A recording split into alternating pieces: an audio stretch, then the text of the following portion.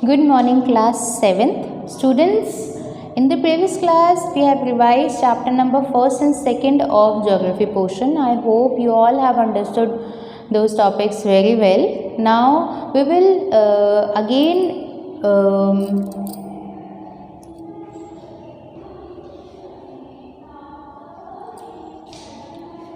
Good morning, class 7th. Students, we are on chapter number 2, New Kings and Kingdoms, and we have done the rest of the South Indian dynasties, and only one dynasty is left, that is the Chola dynasty.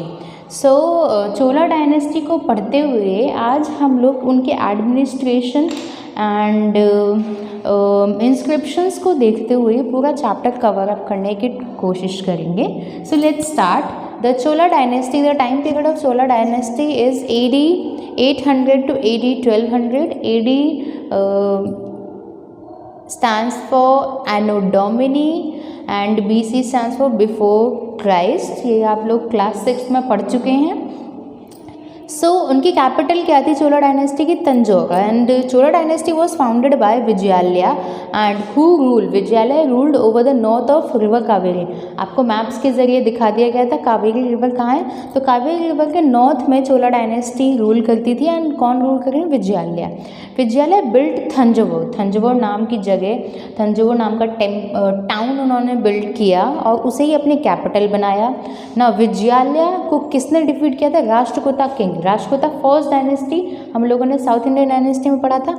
Rashtrakuta के king जिसका नाम था Krishna third, उन्होंने battle of तकोलम जो कि 1949 AD में लड़ी गई थी उसमें विजयालया को हरा दिया. I am again repeating, founded by this dynasty was founded by Vijayalaya. Capital of Vijayalaya or Chola dynasty was at that time Thanjavur, and Vijayalaya was defeated by Rashtrakuta king Krishna III in the war of Takolam in AD 949.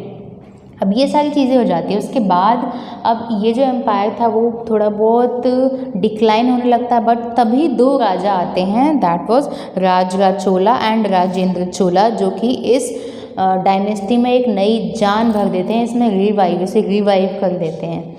So let's start with the Rajaraja Chola and Rajendra Chola description.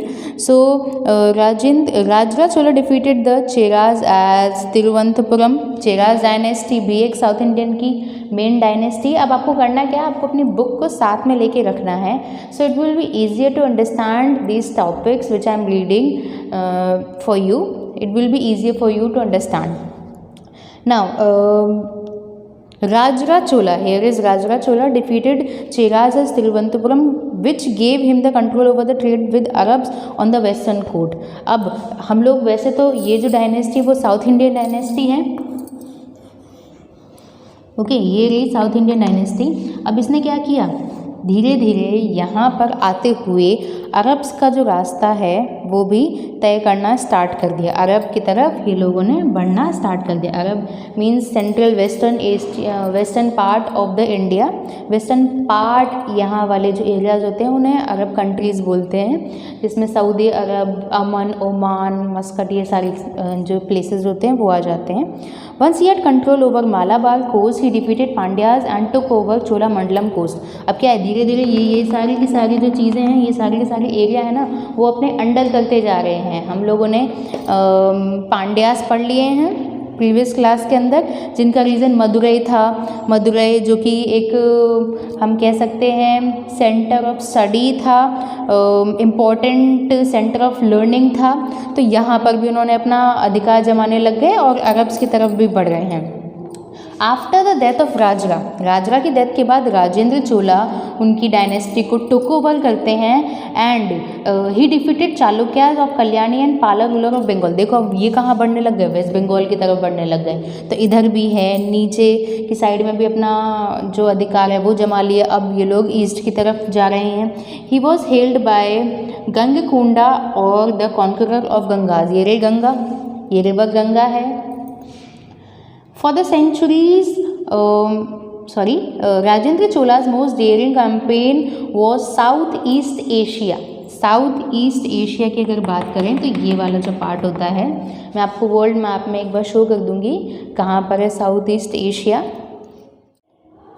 For centuries, Indian merchants had been trading with Southeast Asia and South China.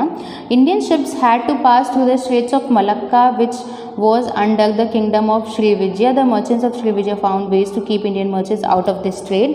तो यहाँ पर क्या है, trade के जरिए एक जगह से दूसरी जगह जाया जा रहा है, बट सभी लोगों को तरक्की पसंद नहीं होती है। तो यहाँ पर वही बात की जा रही है, ट्रेड के ज़रिए हम लोग साउथ चाइना, सदर्न चाइना तक भी पहुँच चुके थे। मैं मैप के ज़रिए आपको एक्सप्लेन कर दूँगी।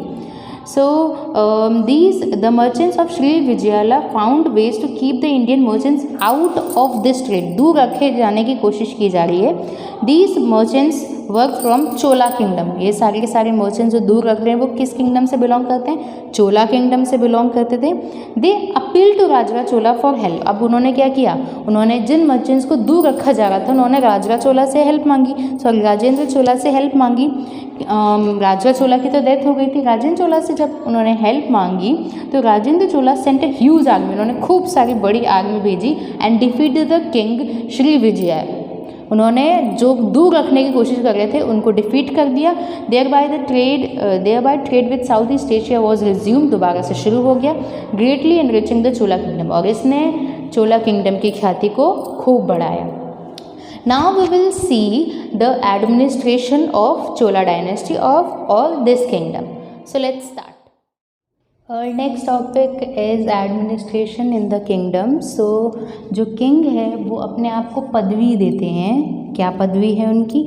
महाराजा धिराज और Tribhuvana Chakravarti. So Maharajadhiraja means kings of king and Tribhuvana Chakravarti means lord of three world. So Maharajadhiraja मतलब राजाओं के राजा एंड तीनों लोकों के राजा, जैसे हम तीनों लोकों का भगवान हम जैसे बोलते हैं। सो उन लोगों ने खुद को ये पदवी दे रखी थी, उन्हें इस तरीके से इस नाम से डिनोट किया जाता था। नाउ नाम तो दे दिए but they will share their powers with their samantas. अपनी जो शक्ति है उसको डिवाइडेशन बिल्कुल यहाँ पर भी है, ऐसा नहीं है सारी पावर इनके हाथ में, उन्हें अपनी पावर्स को शेयर भी करना पड़ता था with their samantas. Now revenue means जो टैक्सेस होते हैं वो कलेक्शंस किससे की जाती थी?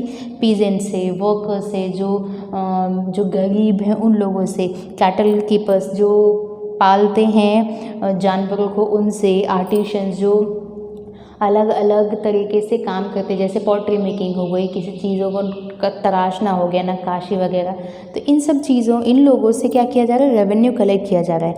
एंड इस रेवेन्यू से क्या होता था, जो किंग है उसकी आर्मी को मेंटेन किया जाता था, उसकी सारी जो ज़रूरतें होती थी आर्मी की उस रेवेन्यू से पूरी की जाती थी जो इन लोगों से इकट्ठी करवाई गई हैं। नाउ अब maintain Kings army and also the construction of temples and forts. मंदिरों को बनाना हो गया, फोर्ट्स को बनाना हो गया, फोर्ट्स की मरम्मत हो गई, ये सारे के सारे जो पैसे हैं वो कहाँ से आते थे? रेवेन्यू से आते थे। अब इसी के साथ साथ जो लोग हैं, जो पीपल्स हैं, रेवेन्यू कलेक्ट करने के लिए इन्फ्लुएंशियल फैमिलीज़ होती हैं, जो ज़्यादा पावरफुल फैमिली होती है, उनसे पैसे कलेक्ट करने के लिए लोगों को अपॉइंट किया जाता था।